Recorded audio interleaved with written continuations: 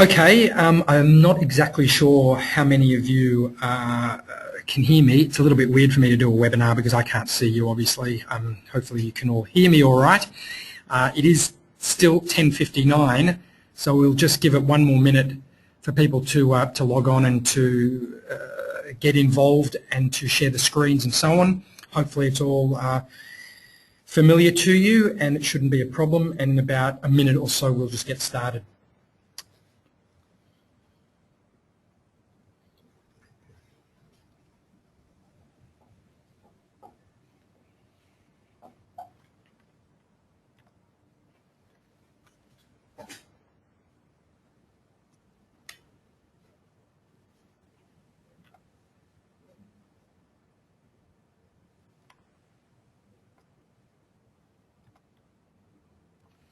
Okay, so it looks like most of you have logged on now and sharing the screen. So welcome to Global Reviews. This is a energy industry overview, I guess. An overview not only of some of the results that we've collected, but also of the products that we offer in terms of the energy industry. So let me just introduce myself, if I can. 1 second. I just put a photo of myself, which I don't usually do because you can't see me, so there you get to see who I am. Jeremy Weinstein is my name. And essentially what we're going to go through today quickly is a snapshot of Global Reviews, who we are, where we've been, what we've done, and then to go through two of the main products that we offer to the energy industry, and that is the digital marketing effectiveness research. Obviously we work specifically in the digital channel. We at Global Reviews do assess other channels. Web is one main one that we do, but there's the branch, there's mobile, there's the phone as well. So we do cover a lot of other ones. I'll specifically focus on the digital aspect today. That's our particular area.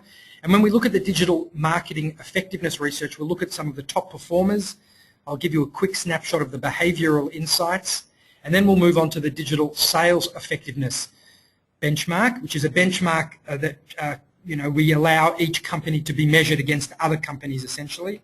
And again, a snapshot of the results. We're only here for 45 minutes, which is not a long time in terms of the amount of data that we capture and the insights that we deliver, but hopefully we'll just give you a flavour of these products in this particular webinar. And again, if there's any further interest or questions, please feel free to ask and contact us, and we'll give you some of those details towards the end.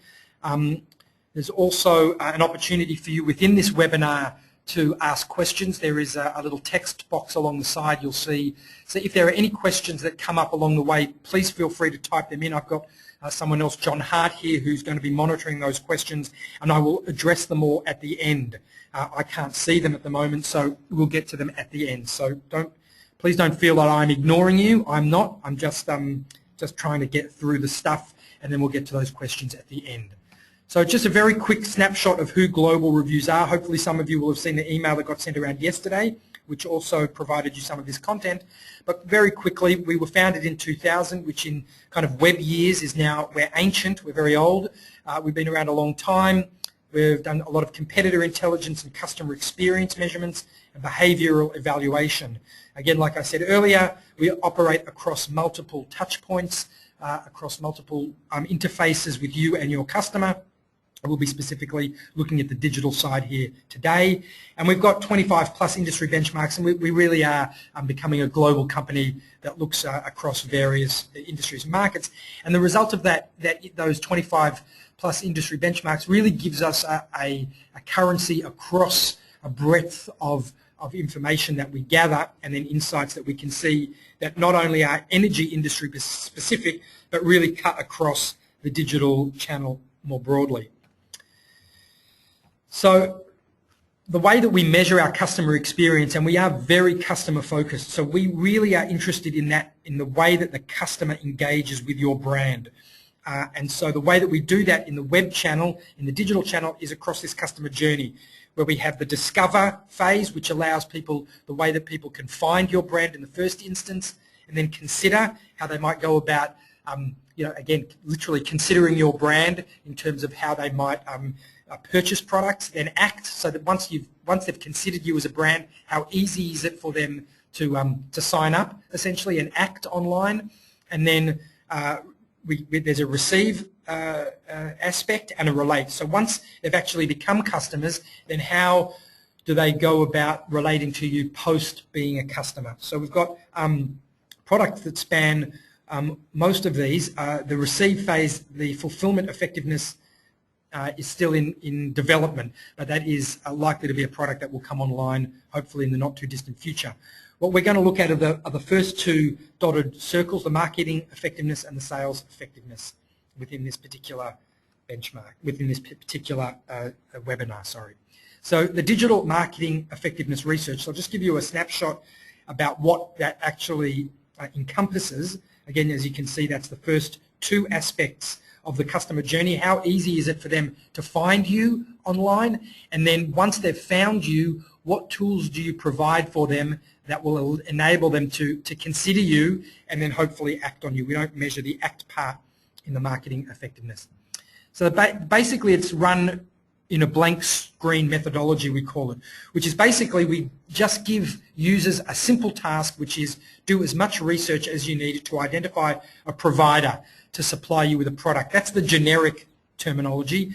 Obviously for energy it would be do as much research as you need to identify an energy provider to provide an energy product that meets your needs. And so what we do before we actually give them the task, before we set them on their way, is we ask them a few pre-task questions, specifically brand recall. So we ask them, okay, list 5 energy brands that come to mind. And then at that point we also say, if you were forced to make a choice right now, what would your initial preference be? So we capture that data, which is also very useful metrics in terms of the marketing information, because it really gives you a top-of-mind cut-through in terms of how quickly and what number of people can recall your brand. And then also it gives you an idea about how likely people are to, in that short space of time, consider you as the provider. Then we go and ask them a task, and through that task we measure where they visit. Do they go to search engines? Do they go to aggregators? Do they go to your website specifically? How do they get there? And we follow that entire journey. We measure all of those clicks and we capture all of that data. And then at the end, we also ask them a bunch of questions about, okay, now that you've done the task, who would you shortlist within that process? Who would you prefer in the final evaluation, and so on. And so all of this sort of data we capture about your brand, which really helps you understand your brand position in the market, I guess. So some of the key measures and insights that we gather from the marketing effectiveness research are data that really can't be gathered in any other sort of analytics. You know, you have Omniture and you have Google Analytics, but they don't really tell you exactly where people. Some of it tells you where people came from, and some of it tells you where people dropped off from, but it doesn't really give you an instance about necessarily how well your brand is doing in comparison to others as well. So this gives you, it sort of puts you in a context of the overall industry in terms of where do you rate in relation to others. And so essentially what we do is I've kind of articulated, but here is the flow along the bottom, is that there is the brand recall, which we call unprompted, because later at the very end we ask them, although that's listed here as the third step, brand awareness, that actually comes at the very end, because we don't want to influence users in terms of who they're going to search for. So we only prompt them, we give them a list at the end and we say, how many of this list do you recall? But essentially they go from brand recall, unprompted, to initial preference, unprompted, to visited, to shortlisted, to final preference, and then at the very end, like I said, we do the brand awareness. So that needs to be changed around a little bit. I apologise for that. So without any further ado, I will give you, again, it's a real top-level snapshot. I've just picked a few things to show you that might be of interest. This particular study was run in Q4 12. We go by the calendar year, so Q4, we ran this in November last year. So it's pretty recent. We are about to run another energy marketing effectiveness study in May of this year, and so you'd all be encouraged to check that out and get involved. Let me just quickly show you some of the results. So the first thing, like I said to you, was initial preference. Okay, so the first thing we asked was this unprompted recall. And as you can see, 98% of people who we surveyed had an energy provider in mind. So only 2% couldn't think of one when asked for five providers that come to mind. And again, just because we don't want to give away too much of our data for nothing, essentially, I've just highlighted the top 3, which are Origin, AGL and Energy Australia. This was done actually just after Energy Australia absorbed True Energy. So it'll be interesting to track them over time in terms of how their branding changes as a result of incorporating the True brand as well. But as you can see, Origin and AGL are significantly ahead of some of these other companies, 4, 5, 6, 7. I've just listed them down there, but I will follow through with where they go. What we also have is we have a portal, and I will get to the portal. It's a little bit difficult to show you the portal for the marketing effectiveness research, just because all the information is in there and we're just a bit hesitant to give it all away. But I will show it to you when I get to the sales effectiveness benchmark, and then at least you'll be able to see how it interacts. But one of the great things about the portal is that not only is all this information in there, but we are running enhancements that will enable you to be able to sort the data that we capture by any criteria. So for example, you might want to sort by the number of people, so you will check out the rest of the study just in terms of the number of people that initially, that could recall Energy Australia. Okay, so those people that could, those 28% of people that could recall Energy Australia, what happened to them afterwards? Who were their initial preferences? Where did they go? Did they use search? Did they use aggregators? Did they go straight to the Energy Australia website, etc.? What would also be very interesting would be to be able to search the rest of the study by those people who couldn't actually recall any brands at all. So it's only 2% here, but it would be interesting to see how they got introduced to brands, where they went, search, aggregator, etc., and then how they actually made their final decisions. So all of this will be available in the portal in the not too distant future. So moving along, what happened to those who could have an initial recall? Okay, we asked them then, who would you prefer? What would your initial preference be? And unsurprisingly, Origin, AGL and Energy Australia are still the top 3. They did take quite a significant market share. But what you'll notice in the graph in the pie chart alongside is that 50% actually said that they didn't know. 5% actually said they wouldn't select any of the top 5 brands that they could recall. They wouldn't choose any of them. And so really we're looking at a market that is inconclusive and where there is a great opportunity for brands to capture, you know, essentially 50% of the market, those people who aren't prepared to make an initial preference straight off the bat. And I really think that that's significant because it does show that the marketing effectiveness can play a significant part in the way that you capture these undecideds, I guess, these fence sitters. What it also indicates too, which is interesting, is that Company 11 and Company 12 actually rate quite high in the initial preference. So they've climbed a number of spots from the recall position to actually being preferred. And I guess that would probably come down to, in terms of how we would analyse that, in terms of strong brand loyalty and trust. So even though only a few people could recall them initially, those few people are loyal to those brands that they can recall, and that when they come to the top of mind, they are trustworthy brands. And actually what we found when we asked people that very question, so instead of me just surmising that, we actually asked them, and that was exactly what happened. So you can actually see that the previous point is reinforced by the fact that people will say, well, I've used them before, and then that might indicate that they're likely to use them again, and then that they are reputable brands. So sometimes it might actually be that having used them before might be perceived as a laziness element in terms of, well, I've used them before, so I'll just go back and use them again. Again, that could be interpreted that way. But when you see that those lower ranked brands get pushed up higher, it might actually indicate that it's a loyalty thing as well as just a convenience thing. So this is some of the analysis that we provide in the workshops that we augment the data with, that gives you an opportunity to kind of dig a little bit deeper and get some of the global reviews expertise laid over the top of the data that we actually capture. So then after that we say, okay, stop there, and now we provide them with the task that I mentioned earlier. Go and find an energy provider. And then what we do in the journey is that we capture where they visited, their click stream. And again, like we said, we start with a blank screen. So we don't suggest that they go anywhere. We don't offer them a starting point. We just say, here's the internet, go and find it yourself.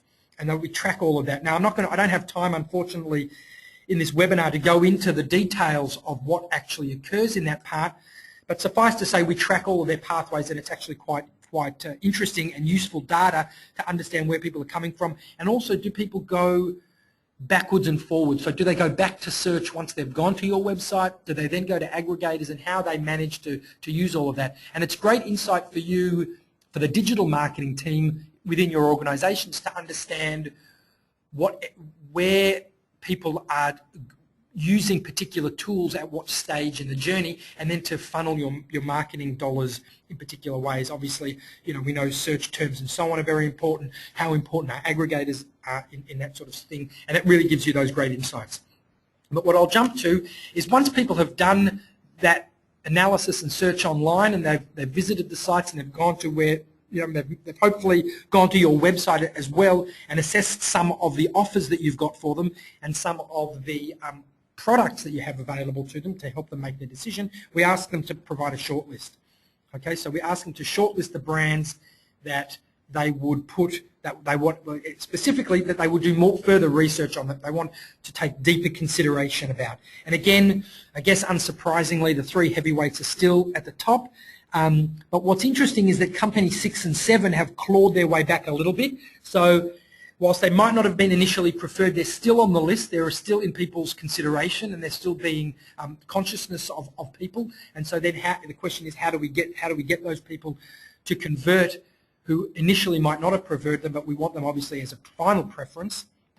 And also, I've got companies -16 and -16, there's 3 of them in fact, because they did not even appear in the brand recall. So they end up taking what I would consider is a significant market share for companies that were not even on that top 16 for initial recall. And I think that, again, that points to the fact that those brands are being exposed to the consumer during the journey. So whilst they're performing the task of searching for an energy provider, brands that they might not have been able to recall without being prompted are becoming apparent to them, whether it's in a search, a list of search, when you type in energy and it comes up in a list, or on aggregator sites and so on. So these brands are being exposed to consumers in that way, and they're either providing them with a good offering that is making them put them on the shortlist, or it's suddenly becoming apparent to them that they now remember this brand and that they like this brand and they want to consider this brand. So again, this is just some of the additional kind of information that we try to provide to make sense of the data that we capture. So again, there's a lot of other analytics that we have and that we collect and that we analyze, but unfortunately, like I said, I just don't have time for that. So we go straight to the final preference, and that's obviously one of the key metrics that you'd be interested in is how many people chose me at the very end, me as a brand, not me as a presenter. So the initial preference, if I put that up in a slide form, is those top 5, or the top 6 really, in terms of those brands that we showed earlier. So 26% for Origin, 25% for AGL, 10% for Energy Australia, and then Company 11 and 7 were on 8%, and Company 12 were on 6%. They were the initial preference. How does that change then to the final preference? And it's a very subtle change for those of you who noticed it. If you didn't, I'll do it again. That's the initial preference. That's the final preference. Only a few numbers change really. Origin by a couple of percent, and Energy Australia up by a couple of percent. Company 11 and 7 are still on 6%, and Company, although that might have dropped down a bit, and Company 6 has gone, it was 12, Company 12, it's now Company 6. And what's interesting to note is that Company 6 had an initial preference of just 1%.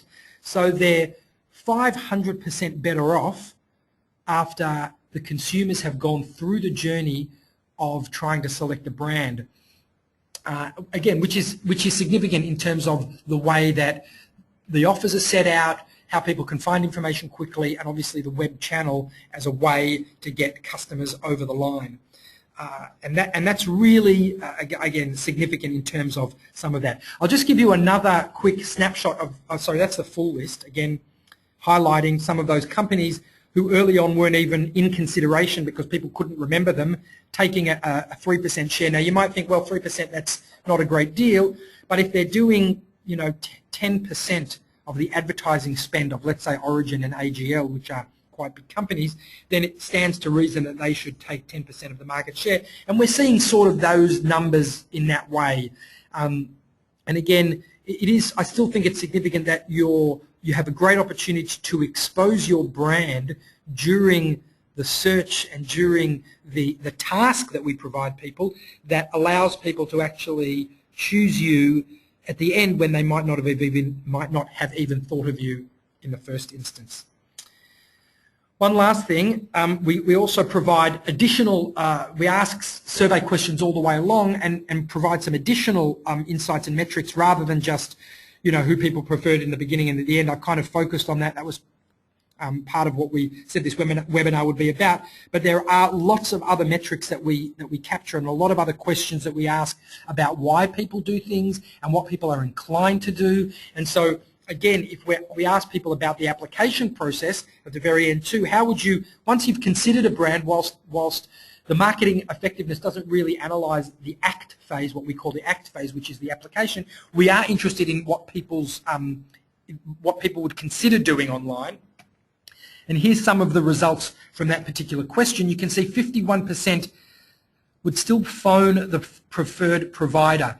Again, too, sometimes when we go and present to businesses, they ask us, oh, well, we don't really want to have our phone number there because, they just swamp the call center and so on. Well, it is important because still 51% of people would like to contact someone via the phone. What's good news is that 84% would like to deal directly with the provider, as opposed to, if you have a look at the far right, 14% who would apply through a comparison site. So, I mean, that's kind of good news, I guess, for the energy industry who might be concerned that the aggregator and those comparison sites are taking market share. Well, it doesn't seem from our results and from our analysis that they're taking that much market share away. What is also good news, I suppose, is that 33% of people are actually want to subscribe online, essentially, and become customers online. Now, I know that within energy, the quote tool and the sign-up tool sort of blends into each other. I think that's generally probably a wise strategy, but it does mean that people are prepared to kind of follow through, and that's a third of your audience, and I think that that's probably growing. I didn't, unfortunately, before the webinar. Perhaps I should have. Maybe that's going to be a question from someone. What's the trend? Is the trend upwards? I would guess that the trend is upwards. And also in terms of applying online. And also, I was at a presentation recently with a big bank. I won't say who. It's probably not that important. But they said, every time we put our phone number on our website, our call center gets swamped. And they asked, well, it's not cost effective for us to run a huge call center. We should just remove the phone number. And I said, no, you should just provide a good web experience. The reason people are calling is not just because there's a phone number there. It's because the experience that they're getting on the web is insufficient, and so they have to resort to calling. People, we found, are much more inclined to want to finish online if they start online. And if you can provide them with a very good experience that allows them to do that, then we'll see those numbers drop off in terms of people who are calling call centres, and the numbers increase of those people who are prepared to finish online. Anyway, that's just a little bit of additional commentary you get for free. And so that really sort of rounds out the marketing effectiveness product. I just give you a quick snapshot here of, again, I did a very cut down version. I'm conscious of the fact that we've only got 45 minutes, and I want to talk about the sales of effectiveness, but the marketing effectiveness research package in total really goes through brand recognition in terms of recall and awareness, to prompted and unprompted, brand preference, and we go through questions too about acquisition funnels, customer journeys, and then behavioral insights. So there's really a lot of information and a lot of data that we capture. And there's a picture along the side there of the portal. That's the acquisition and sales funnel. And you can, at this stage in time, and I'll just bring a spotlight up here, you can filter by various demographics, so by age and by sex, and some other by income and location. And again, like I said earlier, you will very shortly be able to actually sort by any criteria and by any question within the benchmark. So if you're interested in knowing what was the journey of those 14% of people that would prefer to sign up through a comparator site, you can see that. You can see where people go and how people go and so on. So it's really going to be an extremely useful marketing tool for you to be able to really dissect how people are discovering and then considering your brand. Again, feel free to type in any questions at this stage about that, and I'll hopefully address them at the end. I've got John Hart onto that as we speak. So back to this now, just to give you a snapshot again about the digital sales effectiveness. So I should just say one last thing. Part of the full package at the very bottom of the marketing effectiveness is a 90-minute workshop. And generally I'll be the client advisor that comes along and helps you to analyse that data. We'll generally have a conversation beforehand to find out areas that would be of specific interest to you. And whilst you can do some of that yourself online, you might appreciate having a quote-unquote expert in the room to help kind of analyse what does it mean and what can you do to wrestle some customers back that you might be losing along the way. So that's part of the overall package. You can alternatively just purchase the data alone and you can analyse it yourself if you've got teams of people in there that can do that. So they are the options available to you. I'll just remind you again, we are running one in May of this year, Q2 13, so yeah, feel free to make inquiries about that if that's something of interest. Without any further ado, I'll get to the sales effectiveness. I've got about 20 minutes left, so I'll just whiz through this. It is a bit heavy in terms of the methodology because, again, we capture a lot of data, so feel free to ask any questions at the end. So just to highlight again, the sales effectiveness really looks at the consider and act. So it's now, once people have hit your website and they know about you and they're on your website, how easy is it for people to find information? How easy is it for people to consider your brand, for them to weigh up the options, and then hopefully for them to act and to sign up online? So that's really what that looks at. It's a competitive analysis as well. The other one is a competitive analysis too, but in a very different way. This is really benchmarking. So we get users to run exactly the same task across a number of different websites, and we see how easy is it for them to do something on your website versus how easy is it for them to do something on somebody else's website. So it's really a very, very apples for apples comparison. It's accurate, reliable and repeatable. For those who have already seen a number of our products, they will see that over time, if your website doesn't change, our benchmark scores generally don't change. And so when you make changes, we can really track those changes and see how they appear in terms not only of the benchmark, but hopefully the improved conversion on your website. And again, we really are interested in the customer and the customer experience. We're less interested about what you have to sell and more interested about how the customer can, be exposed to those products and get information about those products and buy those products. So the benchmark consists of up to 500 individual data points and 64 metrics. We capture probably more data than you'll ever need to use, but it really gives us a very, very detailed snapshot of your website that allows us for these deep dive analysis of the customer journey. So the benchmark is broken down into these various aspects. So the phase, we've broken it up into two phases, the consider and the act, as I showed you earlier. Those phases break down into stages. So within the consider benchmark, there are four. Such as introducing options, introducing product options, analysing options, and so on. The act phase has 3 stages for the energy benchmark. Then there are Those stages break down into categories and then into subcategories, and into those subcategories, and then all the scores roll up, so they kind of to an overall score about your overall website, but then an overall score about Consider, an overall score about ACT, and so on, in each stage within that. It's called the 4CE methodology. It used to be called the 4CE benchmark. It's called that because of the 4 inputs that we have. Customer behavior, so we run tasks as we did with the marketing effectiveness. We actually give people specific tasks to do. We measure that. We then ask about the customer attitude to various aspects of the site. We also do a customer audit of the overall aspects within energy that people are interested in, and then a best practice audit. So with our 25 plus benchmarks and our 13 years of experience, we have a long list of criteria of things that websites should contain in order to provide a very good customer experience. So all of those things, all of those 4 inputs are really rolled up into the benchmark, and we can then break down and analyze any one of those particular inputs at any given point in the journey to very, very specific metrics and very specific needs.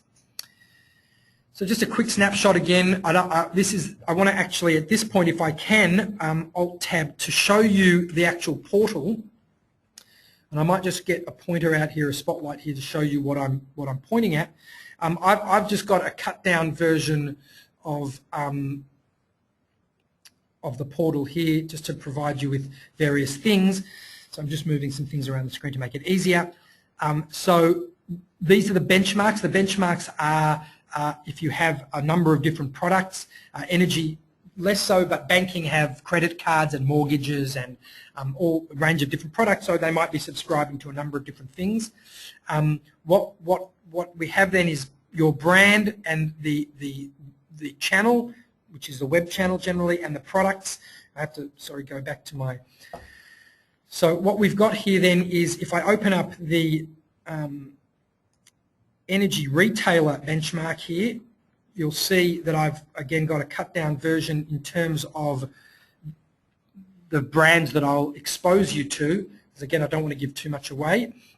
But you'll see alongside here, hopefully you can see my mouse, yep, is we've got the Consider and the ACT, and we've got those 4, so they're the phases, and we've got the 4 stages that run down along here. And then there's a graph here of, and you can see also all the companies that we capture data for that we consider in quote unquote the industry.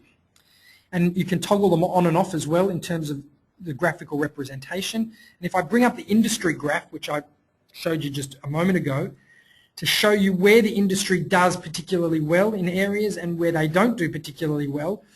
And then what I will quickly do is I'll just show you a part of the way that we analyze. I'll show you where the industry does reasonably well in terms of introducing options, and then where the industry does poorly in terms of deciding to purchase, both that occur within the Consider phase of the benchmark.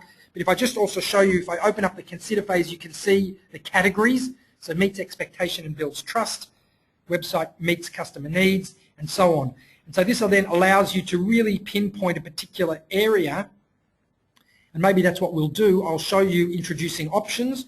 So if we click into introducing options, also what you get is a relationship here. If you see down here, Consider and ACT. So we're looking at it from the point of view of origin in this particular instance, but again that will be in relation to your own brand. We can see that origin in relation to Energy Australia and AGL are between them, so you can see that that's where they sit. Energy Australia is better off, AGL is not so good, and ACT, in the ACT phase, they do particularly well, origin in relation to the others. But you also get a relationship to the industry.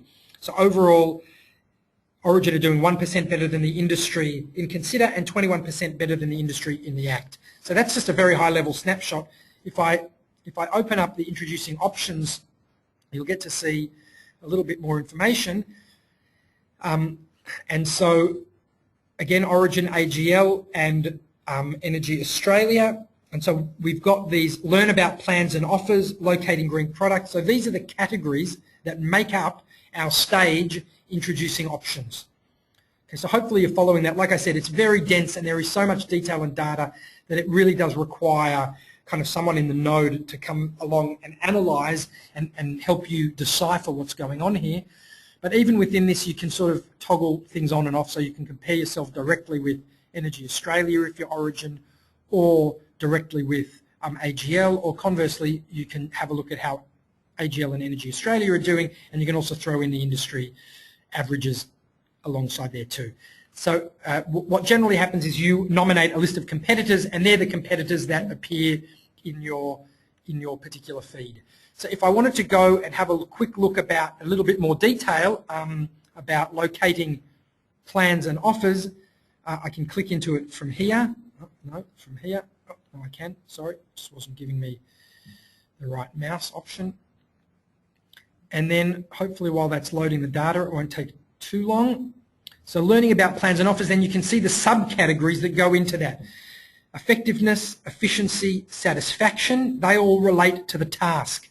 Okay, so how effective is it for people to learn about your plans and offers? So you can see that Origin, in this particular instance, are not doing particularly well. Energy Australia is 91% effective for allowing people to locate plans and offers, which is a remarkable score.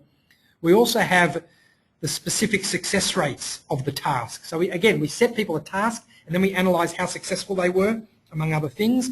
And you can see that Origin is 71, the top performer was 95. We get confidence ratings.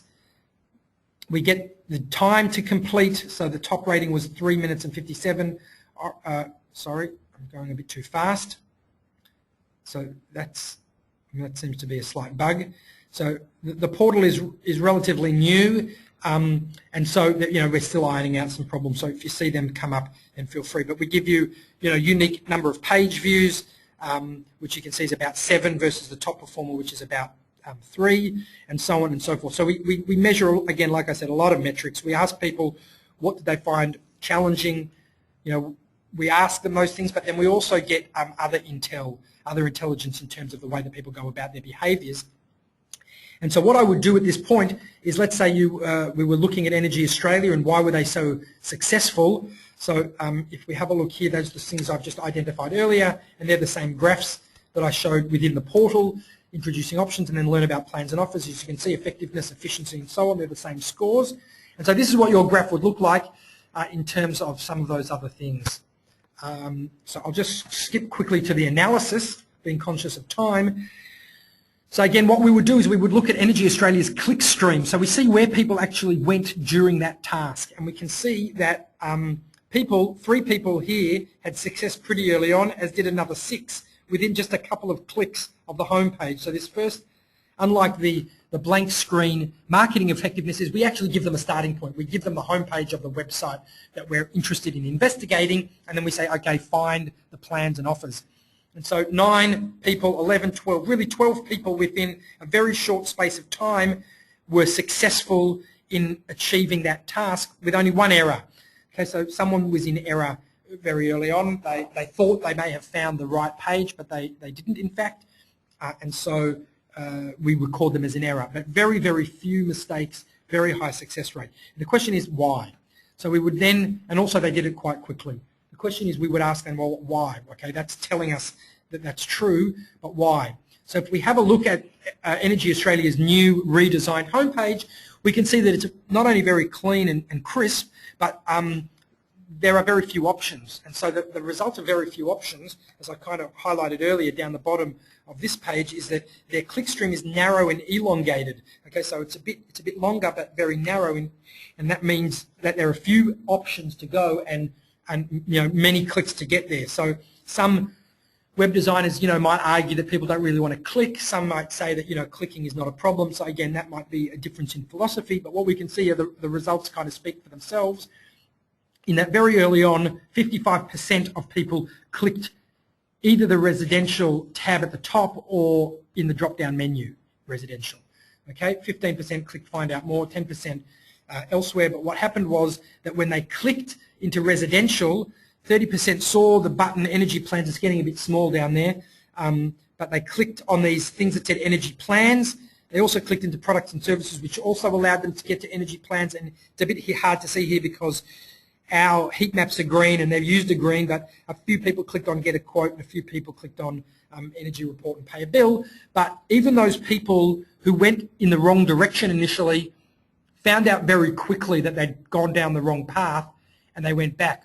what we sometimes see in other websites is that because the signposting is so poor, people don't actually know that they've taken a wrong turn or that they're in the wrong part, and so that they muck about for a long time before they find out they're in the right part. But what essentially happened is that those 55% of people that clicked on the residential tab, 100% of those people were successful. So I mean, if half the visitors to your website can very, very quickly find what they're looking for, that's a great result. And then the other people eventually found it. Most of the other people eventually found it, even if they took a slightly longer pathway. And so then when they click on the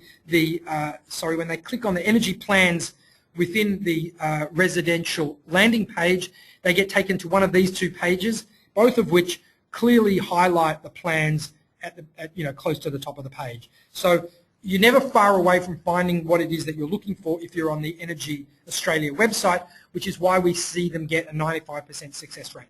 Now, what would generally happen in a full-blown presentation is that I might bring examples from your website, from other websites within energy, both here and overseas, as well as perhaps examples from other industries. So there might be other industries that do things particularly well that you can learn from, that you might be able to incorporate into your own website. And so we really go through and we try to analyze those sorts of things. So that's just one very, very small part of the journey in terms of that idea of locating the plans and offers. Now, people can't consider your brand if they can't find out what products you've got. So that's, I mean, everything is important, but, that's a really important aspect.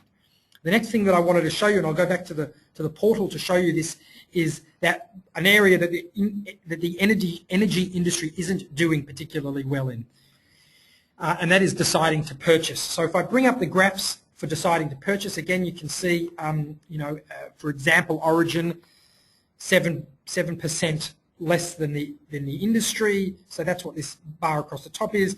It's worse than its two competitors, AGL and Energy Australia, and we can see that here. So if the energy industry is doing poorly in this particular stage, but we see that Energy Australia is doing particularly well in this category, contacting the retailer, again the question you would ask is why? What are they doing that's so great that everybody else could perhaps learn from?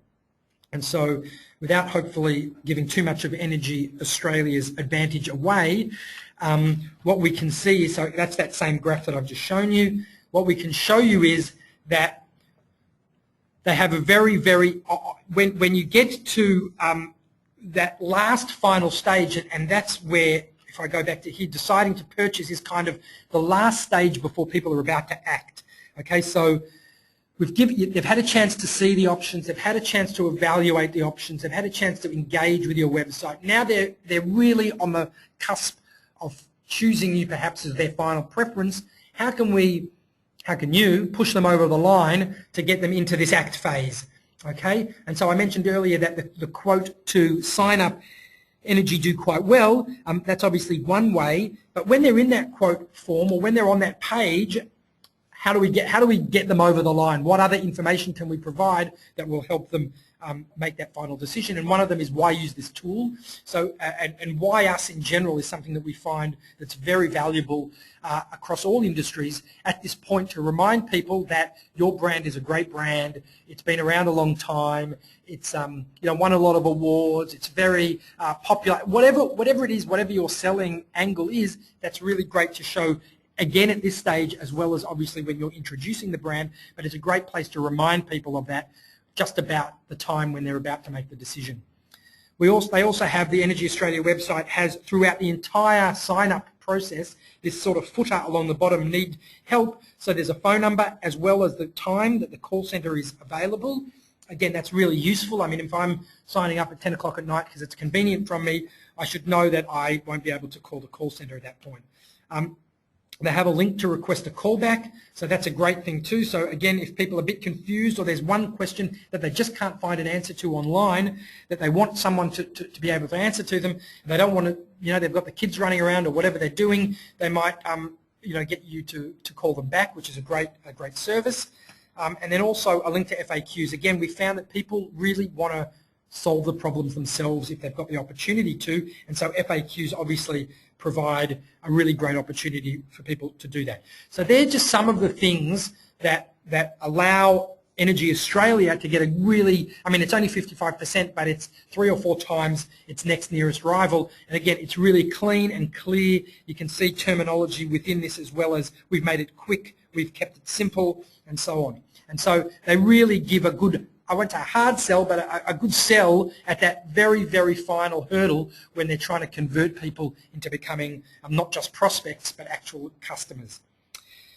Now, I know that's the 45 minutes, my 45 minutes is almost up, so I just wanted to give you again a final snapshot of what the full marketing effectiveness research package involves. And again, it has all of those data points that we've shown you. It gives you access to the portal for you to be able to go in and do your own analysis.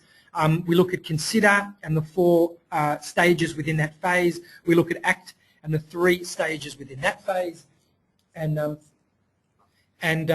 Sorry, this is the sales effectiveness. I've just someone's just highlighted my cut and pasting in my haste to get this done. Sorry, this is the full sales effectiveness package. It's the benchmark, and so again, you can. It comes with a 90-minute workshop as part of that full package. Again, it's likely to be me or someone else within our office, another client advisor, who will come and help you make sense of and understand all of those key metrics and data, and hopefully tailor a presentation specific to your needs and to your requirements. So that's my 45 minutes. Again, this is the sales effectiveness. I apologise for the heading confusion. And so if there are any questions, I'll just get John will allow me to kind of see these questions as they've come up. So there are a few. But what I'll one of the questions is the sample size in terms of how many people we run through these in terms of the sample size of the sales effectiveness. So the benchmark is based on a sample size of 20 users. Traditional lab testing usually had somewhere between 7 or 9 or sometimes 11 people, and we can start to see trends emerging already from those sorts of numbers. So 20 is really significant, and that's something that we really, we pride ourselves on. Even though 20 doesn't sound like a lot, it really gives us great insights and to be able to kind of see what people are doing. We also, when it comes to the brand, we also put an additional 30 people, so we can do some of that further deep dives. We've got a lot more access to many more click paths and more heat maps to see where people are clicking. So we do an additional 30. So it's a total of 50 for the client. But when we do the actual benchmark scores, we only look at the 20. So that's in answer to that question. And there's another question about the competitor set. So the standard competitor set is 4. You get to choose 4 competitors, but you can also increase that and get access to additional data. So I've just got Sandy here from the White Agency too. Hi, I just quickly read out your question. You make a very good point with regards to brands needing to focus on the user experience, which will result in reduced calls to the call centre. Broadly speaking, in your opinion, how would the energy brands provide how do you rate the tools and user experience that energy brands provide versus banks, telcos and retailers, etc.? Sometimes we actually do throw up a slide in terms of how various industries rate against each other, and energy is generally poor. It's definitely below the middle road, and I think that we're seeing changes now occurring, as we have with Energy Australia, and Lumo have also redesigned their site recently, and I'm aware of other brands who are in the process of redesigning their sites, that we're going to start to see a greater attention being paid to that user experience for precisely that reason. It's much more cost effective to provide a good website experience. It might cost more to start with, but in the long run you recoup it because you don't need as many people manning the phones in the call centres, and you reduce the strain on those call centres. So yeah, at the moment it's middle of the road, but I do see a trend where they are very, very keen to improve that customer experience and get that back up. The banks do it reasonably well. I think credit cards in terms of products is the best overall. and it rates about in the sort of low to mid 60s as an overall score, whereas for memory, Energy's in the high 40s, perhaps low 50s. So there is a reasonable gap that needs to be kind of traversed in terms of that. Hopefully I've answered your questions. Again, feel free to fire off any more questions. At this stage, what I will just highlight you to as the last slide of our presentation here is that if you would like to take the next steps, Stephen Neat, our commercial director, is the person you can contact, and his details are here, his landline and his mobile and his email address, and you can make those inquiries through him, and I'm the one that generally comes along and does the analysis and then works with you and your brand to really determine a program of works that are going to be most beneficial for you. So in addition to the marketing effectiveness research and the sales effectiveness benchmark, we also have expert reviews that we do. So I've done a few for the energy industry in terms of that quote to sign up form in terms of the user experience. So it's not a syndicated work. It's not a work that we push out there, but it's something that you can get an expert to focus on and give you real interesting feedback about the specific pages and where buttons are located and the flow and the journey. And we're more than happy, obviously, to do that sort of work as well. And again, just give Stephen a call and he'll try to identify what your needs are and then put together a package of works that will be most suitable for you there. So sorry for taking a few extra minutes of your time. I hope that's been useful and insightful, and I hope to meet some of you in the not too distant future. Thank you.